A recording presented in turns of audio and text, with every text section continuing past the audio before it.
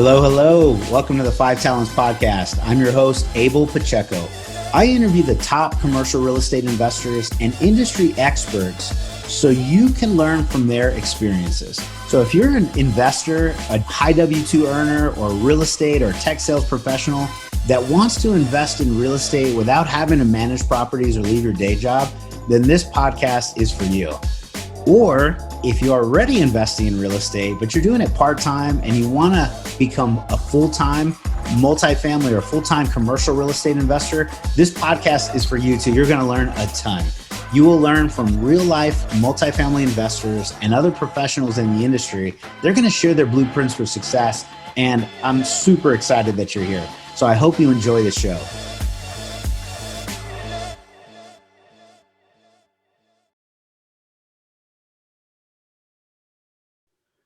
Hello, hello. This is Abel Pacheco, your host for the Five Talents Podcast. We are super excited yet again to have an amazing guest, grateful and humble to have an individual like Mr. Anthony Vicino to join us. Anthony, thanks for your time, brother. How's everything going? Oh, thanks for having me. It's good to be here, man.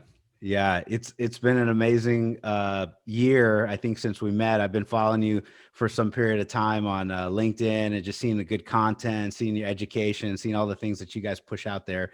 And it's been a while since I was a guest on your podcast, and now we have our own. For those that don't know, Anthony's got him and his partner, Dan Kruger, have an amazing platform, podcast and a YouTube show and that kind of thing.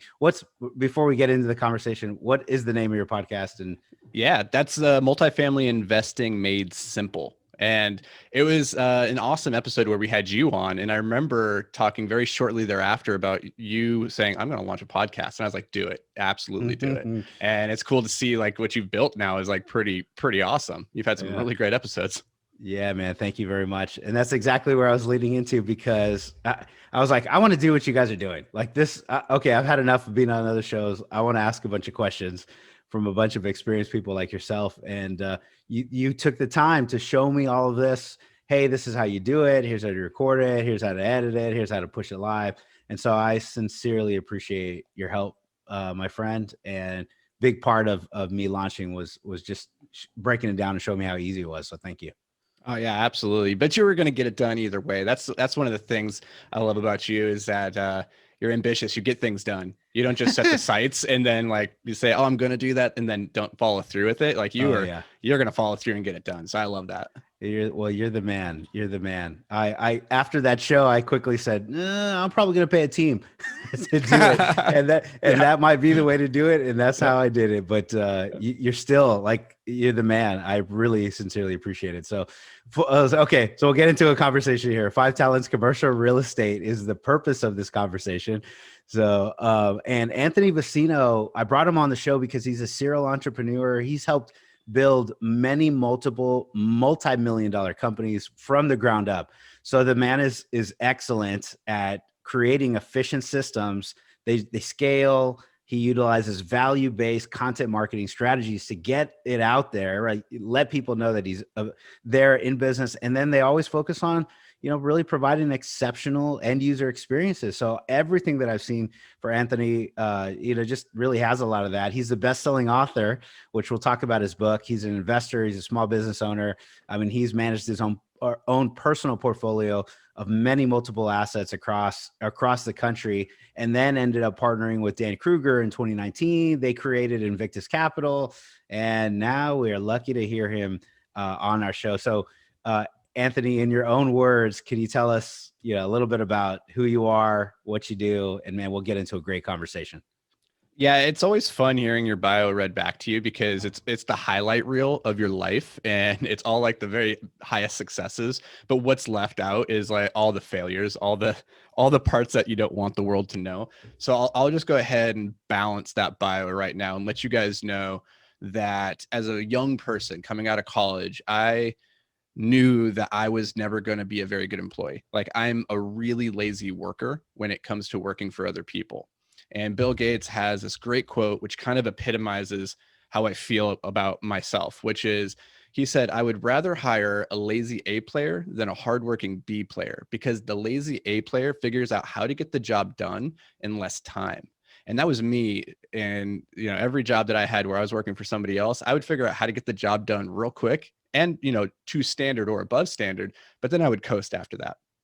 But the problem was, like, that never really jived with me and my personality, and feeling like I enjoy a challenge. I like to grow. I like to learn. And that just wasn't really doing it for me. So coming out of college, I knew, okay, I'm gonna have to figure out a different path through life. And it's gonna have to rely a little bit more on myself and not working a W-2 for other people. So that led me down kind of a twisty, windy road where for a while I was a professional rock climber. And then I started writing science fiction and fantasy novels, did pretty well there. And then I started building businesses. And that's when I realized, like, hey, I'm actually kind of good at building businesses. I really enjoy putting the systems together and just seeing how they go. And so I did that for a number of years, and that's kind of where I'm at right now. I have a couple businesses that I run. The main one that we're here to talk about is real estate. And the real estate is actually the coolest one, because, like, in my life, real estate kind of intersected at a couple points, and I didn't really notice it for what it was. So in college, I was doing fix and flips with my roommate and his dad. And all I knew out of that was I can swing the hammer, but I can't hit the nail. And so long term, like, I was never cut out for it. Like, fix and flips, not for me. So it was another 10 years later. And then a buddy comes to me and he goes, hey, I'm buying these buildings, these little quads. Do you want to do that together? And I was like, well, not really, but I'll give you money so you can go do it. And so that's what we did. He went and bought them, and I gave him some money, and great. But it never, like, hit me that was going to be a career or a business opportunity that I was really passionate about. And it wasn't until probably 2017 where the bug finally bit. And the way that I tell the story is I was driving downtown Minneapolis, looking up at the skyline and those big skyscrapers just dominating. And I was hit with the question, like, what's it take to buy a skyscraper? And I don't have any interest in actually owning a skyscraper. It was the question, and realizing I didn't know who owned those buildings. And I think a lot of people, we drive through our lives past all these apartment complexes, never stopping to ask ourselves who actually owns that. We just kind of assume maybe it's some rich guy or it's some entity. Like, and as I started diving into that question, I started to learn, no, it's actually people just like you and me. It's very accessible. It's actually not that difficult. In fact, it's quite simple. It's a business model that, once you understand how the pieces go together, they're just like Lego bricks. You can build anything, but they only go together in so many different ways. And so that's something I was really fascinated by. So I started buying up little properties. I wanted to learn the systems, the process, because these are little businesses. I wanted to learn how to run a little business before I tried to take on the world and take on a big business. So I did that and then started scaling. And in 2019, Dan Kruger and I, we joined forces to create Invictus Capital. And the impetus for that was, hey, we're getting a lot of people asking us, we see what you're doing. Can we help? Can we join? Can we participate? And we're like, okay, well, yeah, let's take a look and see what that looks like. So we were buying stuff with our own money, and then we were joint venturing. And we got to the point where we're like, okay, let's syndicate now. And so we did our first syndication in the beginning of 2020 in January, right before COVID hit. So that was a fun experience. And then we just closed our second syndication at the end of 2020 in November. So about 11 months difference there. We made a slight shift in our strategy mid-year as kind of COVID dictated the terms. But right now we have a couple other deals under contract that we're doing as joint ventures. So we don't say that we're just syndicators or, just this or just that. We use the tools that we have available. So that's kind of the long-winded answer to how I got to where I am. Yeah, no, it's a great background and great story. I love the fact that you knew early on, look, I want to do this for myself and be an entrepreneur. I want to figure out the most efficient way. I had at the company I worked for, Rackspace. I'm going to give a shout out to my buddy, Paul Yamas. And he would actually tell me he was one of the top performers and always cranking away. And I would always get on him because, whether his pipeline wasn't up to date in CRM or whatever. And he goes, look, you know me, I'm going to close the big deals, but I'm here because I'm lazy. I am actually the most lazy. I want to put all my time and effort on the biggest, best opportunity, close that one and forget about all these other small ones. And that's what he would do. That very lazy A player was the most efficient, and in the time and effort that he cranked away, just like you said, is he did that. And I love the way you answered, or you began explaining all of your highs, Anthony. because that's your highlight reel, right?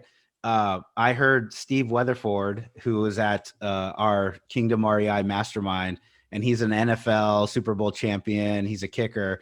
And he kind of said that, when he looks at his wiki page or whatever, you can see all these highlights. But he said he during those moments, the highest of highs, making millions of dollars, crushing it in NFL, Super Bowl champion. He said none of those ever felt like great moments. They were actually some of the hardest moments ever in his life. It was never this all-time high. He looks back and it was like, no, I felt like I was always in a low point and got a high and then went back to the low point. And man, it's just kind of how you're explaining that. It just jogs my memory on it. As you explain that, what comes to mind is, I don't know if you're familiar with Escher, the artist, who would have these weird mind hands or whatever. Exactly. The hands drawing hands, or the people walking upstairs or walking downstairs, but they're always going up. Yeah. And it hit a visual in my mind, because one of the phrases we use a lot is that we fail our way to success. And it's this idea that you feel like you're falling down the stairs and yet you're still going up. It's crazy. It's like, that's the sensation. Yes. That's a great, now you've created a visual to this, because we're grinding like crazy. The apartment complexes, the commercial real estate, how many millions of dollars are you invested in one shape, form or another, percentage partner? Have you counted? I don't count it, but probably around 25, I would say 25 million between, I think probably maybe 15 million of that is real estate. And then the other 10 is other commercial assets. That's awesome.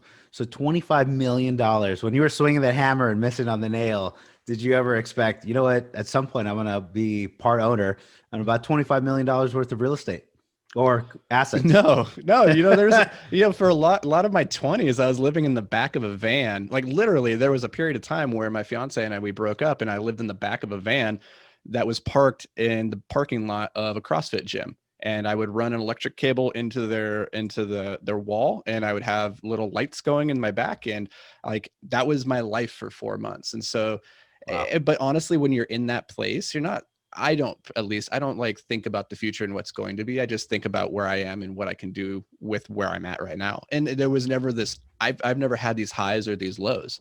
It's just every day is another day. And I try to be as stoic as I can in my philosophy with life. And that's never getting too high, never getting too low, because it just is what it is. It's, you're going to get another at bat, presumably. Maybe you don't get another at bat. Maybe the game just ends, at which point, like, what do you care? But you're going to get another at bat. So go and make the best of it. Don't dwell on the last one. Yeah, today is the day. I have to capitalize. It's all you really have. Yep. Present is the gift. Tomorrow hasn't come, and yesterday is already past. So I love that. I love that, Anthony. Hello. You're listening to the 5 Talents Podcast. I'm your host, Abel Pacheco. If you're enjoying this podcast, then I know you're serious about achieving financial freedom. Are you ready to create your own path through multifamily investing for yourself and your family? Then I know you're going to appreciate our Investor's Guide to Multifamily Investing. It's titled Tackling Commercial Real Estate the Easy Way. We use this guide to invest ourselves in $93 million worth of real estate. So we're going to show you the basic mechanics of multifamily syndications and how to evaluate your next passive investment opportunity. So the best part, if you subscribe to our podcast now, leave us a review and a rating. I'm going to give you a free copy of our ebook. So please take a moment to do that now. Once you've done that, go to 5tcre.com/ebook, 5tcre.com/ebook. Make sure to let us know you left a review, and we're going to send you a free copy. So thank you so much for subscribing to the 5 Talents Podcast. We really appreciate it.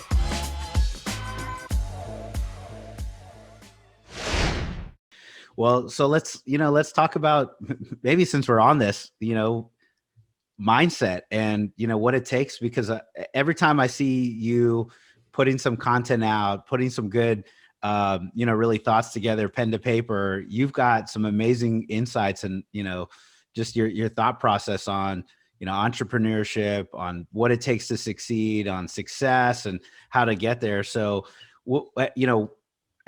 what did you do to kind of get yourself ready, mentally prepared to go do, one deal, two deals, three deals, and now $25 million worth of assets? Like, how did that happen?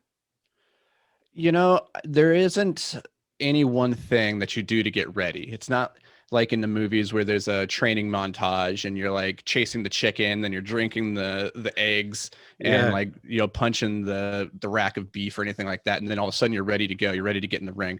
And I think a lot of times people think it kind of is like that, but that's not life. Life is just a series of moments, one after another, and you never really feel ready. And if you do feel ready, then you probably waited too long or you're not shooting high enough. So you're always in this state of discomfort and feeling like you don't really belong or that you don't know what you're going to do. And it's that visual of falling down the stairs, but still going up. It's the truest manifestation I can think of at the moment, because that's really entrepreneurship. And so you have to be comfortable, like falling down those stairs, and you have to be comfortable putting in the work every single day. And at the end of it, for me, I think of it in terms of we all have 4 spheres of influence that we really need to get locked down if we want to achieve whatever it is that we're trying to achieve in life. And those 4 areas are our mindset, our health, our wealth, and our ability to communicate. And so the mindset, that's where it all starts. It's the windshield through which we see the world.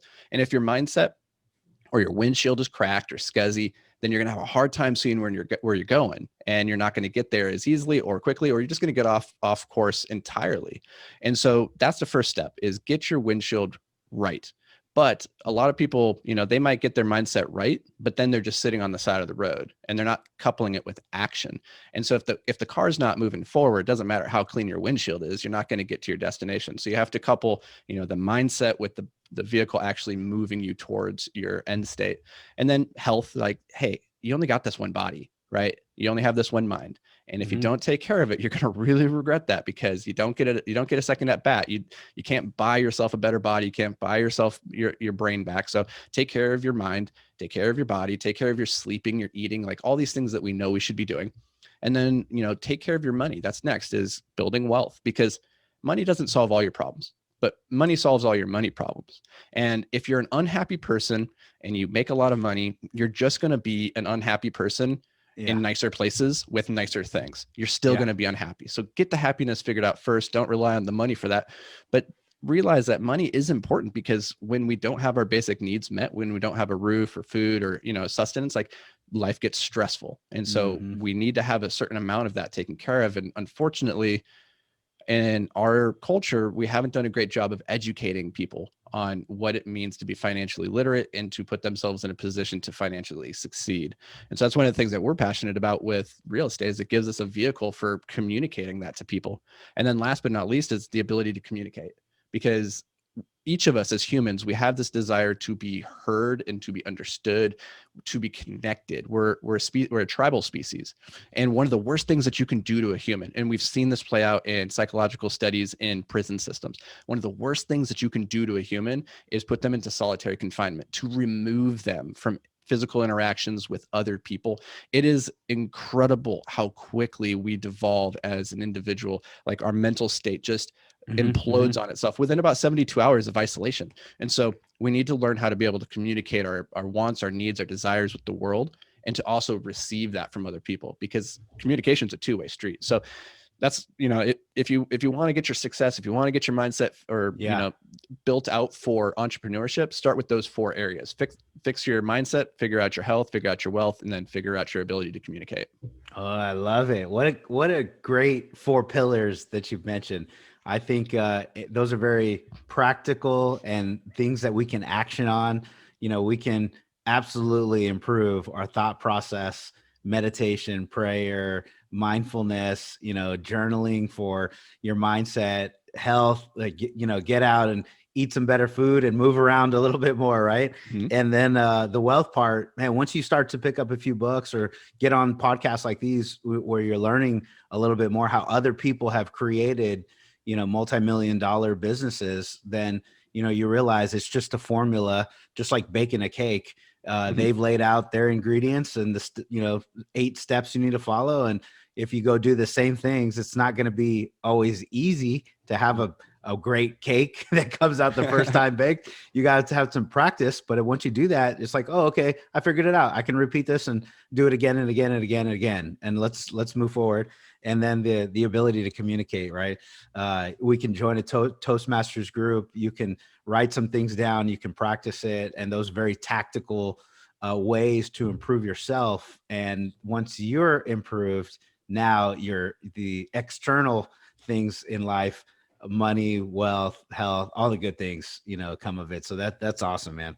Thank you very much for that. That's a great mindset discussion here. So your real estate, let's dig in, man. Let's start with the latest deal. What's the last deal you closed, or the details you feel comfortable talking about at this point? I know we always have our things, whatever details you feel comfortable talking about. I'd love to hear the latest and kind of work our way backwards, maybe. Yeah. So to give a little context for those listening who don't know me from, some guy on the street. So we are at our core value add multifamily guys. Like, we like to go into Class C, Class B assets that have some kind of delta between in-place rent and market rent, and find a way to improve operations so that we can increase the valuation. That's what we do. And so the deal that we did in January is a nice, I would say, juxtaposition to the deal that we did in November, because they're slightly different, but kind of similar. So the deal that we did in January, right before COVID hit, that was bread and butter value add. We had to go in there. We bought it at a great basis. There was a lot of meat on the bone, but it was predicated on our ability to get the bad tenants out and re-tenant this building. And that became difficult when COVID struck and there's an eviction moratorium. And we were still able to manage it because we do our property management in-house. We have a couple of employees that handle that. And so we were able to work directly with the residents and navigate those issues. But what we realized through that was, okay, this is a precarious position to be in moving forward into 2021, not knowing what the market's going to do, not knowing if the eviction moratorium is going to continue, don't know if we're going to go into another lockdown.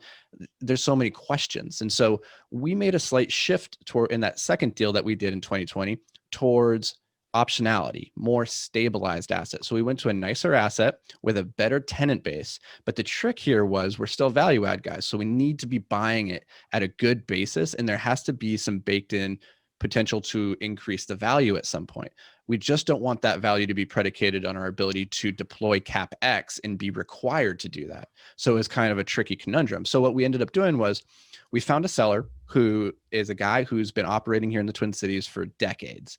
He's been in the game for 30 years. He has 1,300 units spread across the Twin Cities. And he has owned these buildings for so long that he no longer cares about getting top dollar for them or driving up rents. And so what he's been doing in recent years is finding tenants who are great. They're going to stay for a long time. And then he takes care of the units, makes them happy, doesn't drive up the rent, and he keeps them for a long period of time. And that's great then. And now he's looking to exit the game because, he's getting old, he's tired, he wants to cash in his chips and go sit on the beach or whatever. And so he's looking not for top dollar, but he's looking for that next generation of operator he can pass these legacy pieces to, that aren't just going to come in and, tarnish the name or like just kick out these tenants, because a lot of these he's had for like 6-7 years. He cares about these people and their families.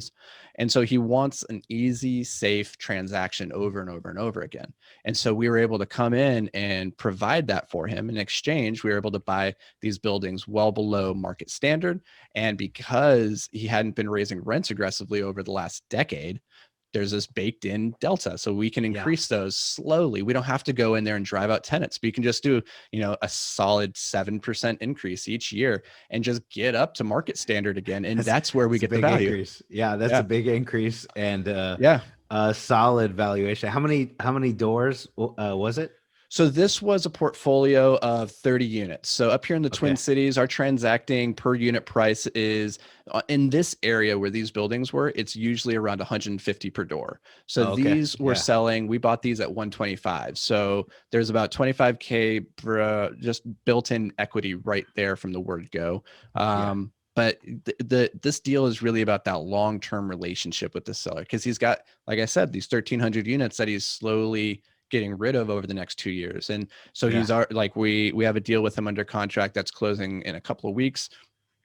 And then we have the next one that's like right after that lined up. And so it's about that relationship and nurturing that rather than looking in the short term and trying to maximize a single transaction, because nobody ever gets rich on a single transaction. In this game, it's all about long-term games with long-term people. Yeah. I love that you found the right person. How did you find the seller first? Was it y'all were hitting the pavement, calling Well, numbers, or did we you do find a that. broker, or what? We do that as well, but this one actually came through a broker relationship, and that was actually interesting because this guy, at the beginning of end of 2019, we went and we created a list of the top 10 brokers by transaction volume in multifamily in the Twin Cities. We wanted to know who are the brokers that are doing all the transactions.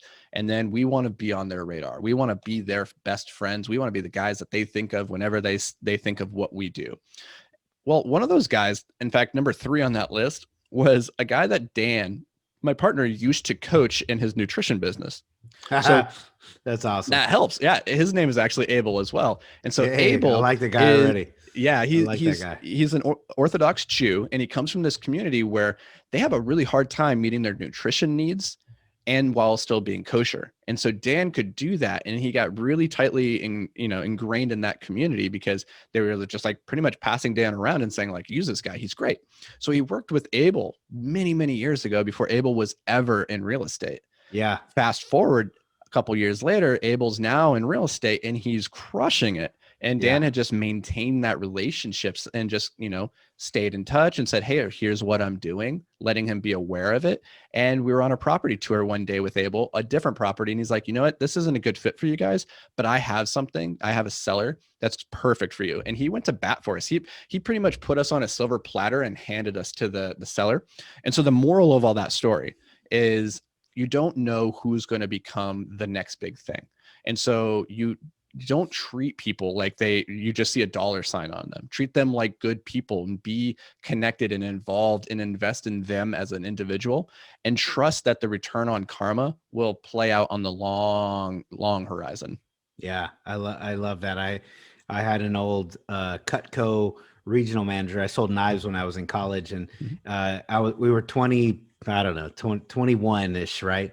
So I'm like this little entrepreneur. I got my first business or whatever. But he goes, hey, you got to be careful with every rep that comes in on, you never know who's going to be the next, regional manager, like who's going to be your boss. And you have to treat people, amazingly well. You never know what they're going to become. And we were talking about Cutco, but he goes, and in life, you never know who you're going to manage or vice versa, who's going to manage you. And while we were talking about W2, I definitely have applied that like across the board. It's just good to treat people right. You never know who knows, the networking part of it is so key. And then I hosted a kind of a clubhouse room last night, and we had about 55, 60 people. And the topic was your network is your net worth.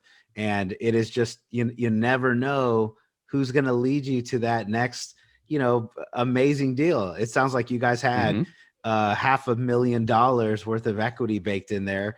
If I did my math kind of quickly, right? 30 units, the going rate was 150K ish in the area. So that's, 4.5, but you got it at 125 a door, 3.75. And all of a sudden, you guys are in more than $500,000 worth of equity because Dan treated some people right, helped some individuals years ago, and it still plays out today. And just, how you treat people, and, everybody can help you. And we're talking monetary, obviously, right now, but there's so much goodness. There's so much goodness across the board, right? I'll say this. This is something I get a little annoyed with is in general. One of the things that, grinds my gears is you don't know who is somebody and who isn't somebody. And a lot of times in real estate, it's easy to say, oh, I've never heard of that guy, I don't have time for it. Like, no, you don't know their story. And you don't. And one of the really interesting things is like a lot of these old school guys, you wouldn't look at them and know that they're sitting on 2,000 units. You would never know that. And so don't judge a book by its cover. Take the time and invest in people. Take the phone call with the person who you don't know. Like it could be the next big thing, or it could be a waste of your time. Or you could, instead of viewing it as a waste of your time, say, hey, this was an opportunity to connect with somebody. I don't know, maybe it'll come back around, practice your conversation skills. Like there's a lot of pluses there. But one of the things you hear a lot when I was younger is start investing early. And everybody heard it. The compounding effect, it takes place over a long period of time. So you want to start that early by investing. Mm-hmm. What I wish somebody had pulled me aside, and maybe they did, and I just wasn't hearing it. That's totally possible. But I wish somebody had pointed out that that doesn't just apply to money. It applies to relationships. Put in the relationship capital and start right now, because trust takes decades to build. But once you have it established, you can move at lightning speeds. These deals between these guys that have been, working together for 30 years, they don't even sign, contracts anymore. They just do it on the back of a napkin and a handshake. And so the deals, they happen so quickly. But, you don't get to that place unless you're investing in the people around you. And I wish somebody had pointed that out to me. I was a little bit too me focused. And I probably still am. Like I'm a pretty me focused person, so I have some work there to do. I am as well, and so us both. So, I had the same lesson, and a couple points that this brings up. One, in my professional career, I was in tech, so I was a Facebook kind of initial user. I was in MySpace. We used Facebook, and then I used LinkedIn and kind of those first ones. But I worked with a ton of professional executives, C-level VPs. I sold them multi-million-dollar deals, some Fortune 100 companies. And, looking back on everything, I can remember my team and my people, and those wins inside was about as far as my network could expand to. I didn't stay in touch. I forgot a lot of those names, and they trusted me with, $50 million deals, $100 million, $300 million deals. And you're like, I wish I would have remembered who they were. I wish I would have had ongoing conversation for the last 8 years. It would have been a different game, different capitalist for sure. If you're a kid, if you're in your 20s right now, maybe you're still in college or you're just getting out of college, like recognize you need listen to what we're saying, and don't do what we did. Like invest in the relationships. If you're in college, meet everybody, talk to everybody, start building those relationships, because those people are going to go on to do some pretty remarkable things with their lives. So don't feel like you're too cool to connect because they're a nerd now and you're a jock, or vice versa. Like go and connect. And same thing, if you're out of school, even if you are just an intern, start making those relationships with the sales guys or the finance guys or the CEO. Like do what you can to get in their sphere and bring value to them, and they'll look at you kindly. And like, you don't know, on a 10-year horizon, maybe now they start to see you as a peer and you've put in that time. Yeah. I love it. Brian Burke, at Praxis. Okay. Yeah. So Brian, I was lucky enough to interview him, an expert like yourself, just in a different realm. And I've interviewed Forrest Corral, which I think is his COO or one of the C levels there at Praxis.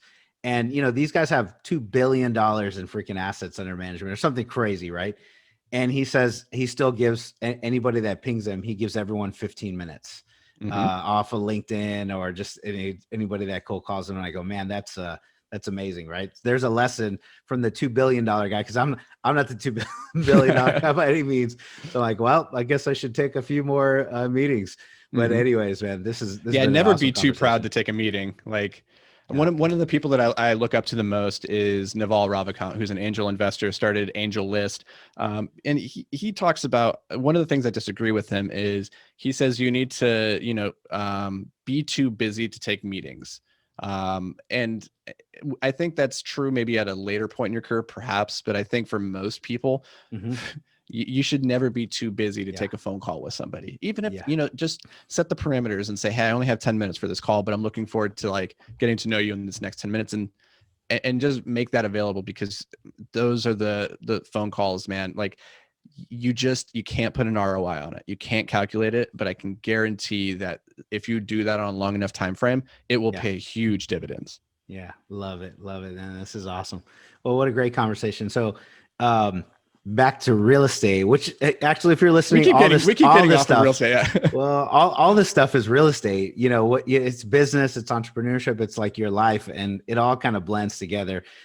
real estate just happens to be the vehicle which we're both using to try to achieve, that position that we want to be in, whether it's wealth and kind of lifestyle, right? Mhm. But on your deal, what was the capital raise? How'd y'all do? Was that a syndication, or was that a joint Yep. venture? Was that Yep. So that was a syndication, the one that we did in November. That was a $1.5 million raise. One of the cool? things that we do is we come with all the capital for CapEx. We don't take that out of cash flows. We like to have an idea of exactly what's going to go bad and when.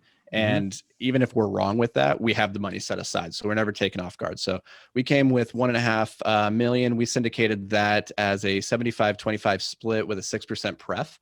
The Hmm. pref, we typically offer between 6 and 8%. With this one, we went with 6% because we didn't know what 2021 was going to do. And one of the things that we were really keen on is being ultra conservative in our underwriting. And I know everybody, literally everybody says that. Everybody says I'm super conservative, and it's true. We're all very, very conservative. But Yeah. one of the things that we pride ourselves on is always under promising and over delivering. So when we project 15% IRR, we show that to our investors, but in our minds, what we think is going to happen, not what we hope happens, but what we actually think we're going to hit is probably north of that by 4%. That's generally the rule of thumb. And we do that and we feel confident in that because, we employ the cash out refinance strategy. We like to get in there, add value, pull out the capital, return that. Great. But we don't underwrite for that. We never put that into our underwriting. We always have it in the back of our minds that we're going to do that. But the cash out refinance, when you put that into the underwriting, it can artificially boost the numbers. And we don't Hmm. want to have that because we don't know what the market's going to be like in a 2 or 3 year window. And if our numbers work without that factored in, then they certainly work when it is factored in. And Yeah. so like that's how we just generally approach it and have these conversations with investors. Because a lot of times it's easy to look at two deals and say, oh, this one has the bigger return, I'll go with that one. All things being equal, these two operators are great, but this one has a higher return, so let's go with Yeah. that one. But I think that's the wrong lens to look at things through. Like you have Hmm. to look through the risk adjusted return lens and saying like, okay, this might be a 17% projected IRR, but what's the likelihood? What's the probability of it not hitting that? What's the probability of it hitting 14% or 20%? I like to know those sensitivities and understand like what's the risk factors here. Yeah. Well, this is a great jumping point because I 100% agree with you. Whatever's on the OM, just because it says 17 and this one says 16, that doesn't mean I should automatically go with the 17% return by Mhm. any means.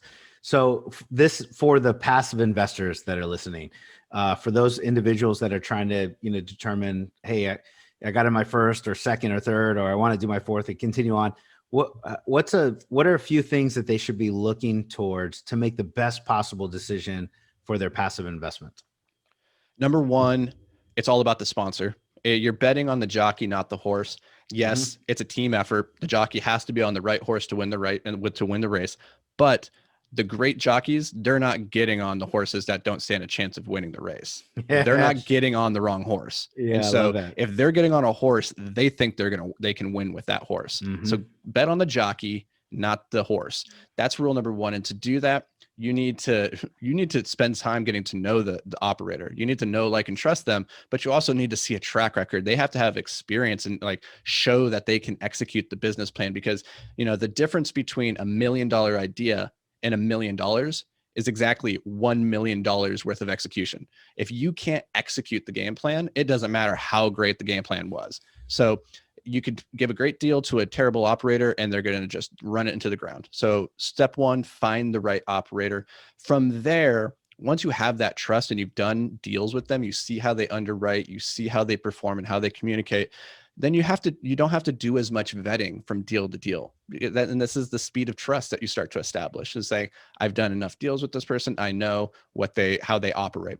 But until you have that, until you know exactly how they operate on a long scale, you need to be looking at their underwriting and challenging some of their assumptions, because we can all get into our own little echo chambers. It's natural.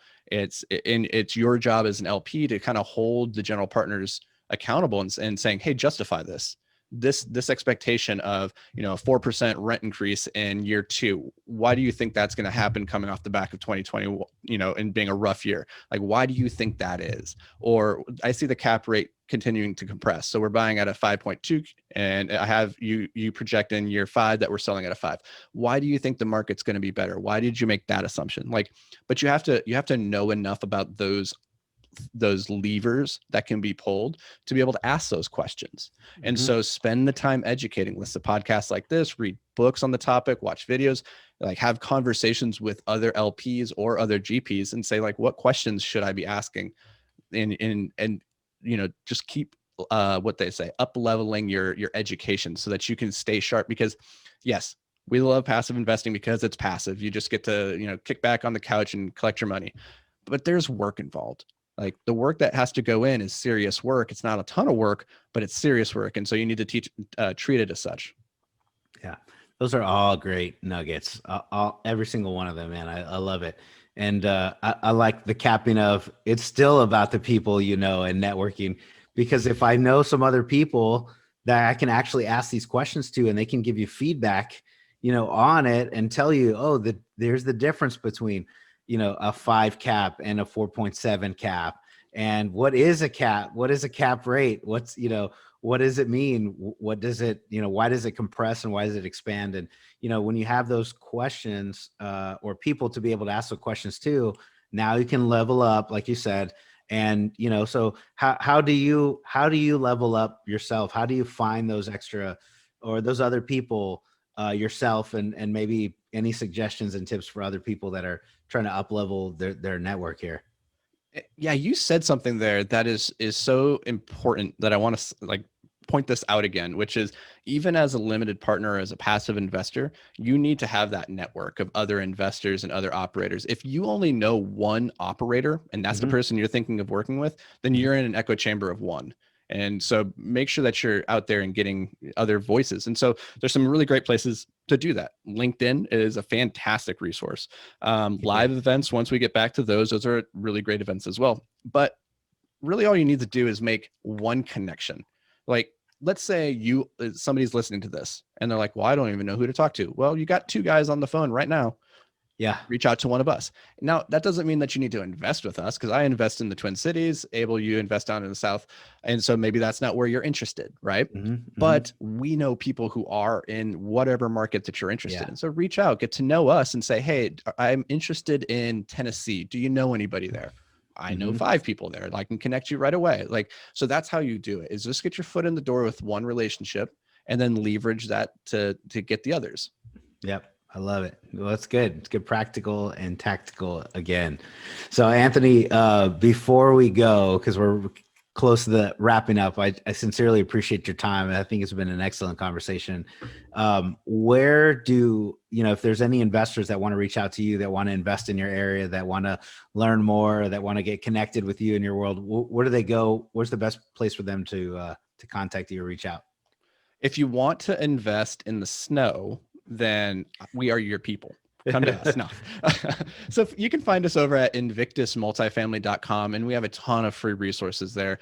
One of those right now is the quick start guide to passive investing. So it just walks you through, from beginning to end, what to expect as a passive investor, how to vet operators, how to vet deals, how to find a market, all that stuff.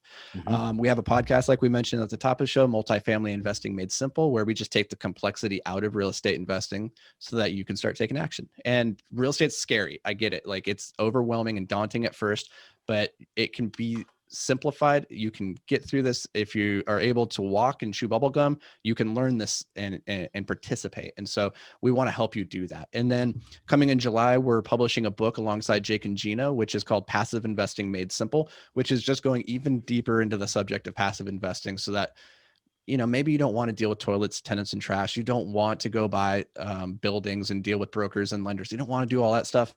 That's a book for you to check out. Nice. I'm excited for the Jake and Gino collaboration. I've had Gino on my podcast early on and just really appreciated him, the conversation and everything that he does. How did you guys get connected on that? That's awesome. Tell me about that. Yeah, so it's all about when we did our first syndication, we wanted to make sure that because we're taking other people's money, we wanted to do right by that and make sure that we were in a position to succeed. So we reached out to Jake and Gino and joined their education group so that we could have somebody looking over our shoulder and just double checking our work, because you never be too proud to have somebody else, advise you or help you. And so we did that so that we could be confident that in what we were doing. And, honestly, like that relationship has just blossomed over time, and we just kept close and seeing opportunities to collaborate and work together. And so again, it's the building long-term relationships with people. You just never really know. You don't go into relationships, thinking, hey, let's get married tomorrow. You go in, you just say, let's see where this goes. Yeah. Oh, that's awesome. Well, congratulations on that. And I look forward to that when it comes to fruition and blooms, blossoms, and I see it all over the place. So that's really cool. And is there, I guess, anything else today that we didn't get to highlight that you wanted to bring some exposure to? You were hoping I asked, but just we didn't get around to it. Anything else that you want to share or leave us some last parting wisdom or insights? I think we did a fantastic job of hitting everything that is in my brain. But for people that are listening to this, I would take the time to really think about where you are in your journey right now, what's holding you back from taking those next steps. Like if you're just in the educating and analysis paralysis stage right now, where you're ready to take action, but you're not for whatever reason, figure out why that is. And, Abel's a great person to reach out to, reach out to somebody to help you take those next steps if that's what's necessary. But hopefully this was helpful for you guys listening. I believe it was valuable. I have at least a page of notes, so I'm excited, man. Thank you very much again, Anthony, and wish you guys a lot of success, a lot of blessings in your area for you, your families, friends, all the investors, your tenants, residents, all the good stuff. So thank you. Again, my name is Abel Pacheco. I'm your host for the Five Talents podcast. If you heard something today that opened your paradigm or thought process on investing or commercial real estate or mindsets, the four pillars of success here, then please go to our podcast. I would encourage you, give us a rating and a written review. If you didn't think the conversation was good, I'll even take some feedback. Just leave us a review and let me know. And my man Anthony would love to connect if you're interested in doing so. And we just appreciate your time. So thank you very much. We hope to see you or catch you on the next show. Thanks a lot, Anthony. Thank you. All right. Bye-bye. Thank you for listening to this episode of the Five Talents podcast with your host, myself, Abel Pacheco. Each week, we're going to bring you interviews from industry experts and commercial real estate investors who followed their dreams and achieved massive success. Before you leave, let me ask you a few questions. Did you enjoy this episode? Did you learn something valuable? Was your mind stretched to what's possible and what you can achieve? Do you want other experts just like the one you heard today? If you answered yes to any or all of those questions, then please take a moment to subscribe to the Five Talents podcast, give us a 5-star rating, and most importantly, leave us a written review. Tell us what you liked. Tell us your favorite guest. Give us any feedback. I'm excited to learn and improve so you can get a more valuable show. So thank you again for subscribing to the Five Talents podcast.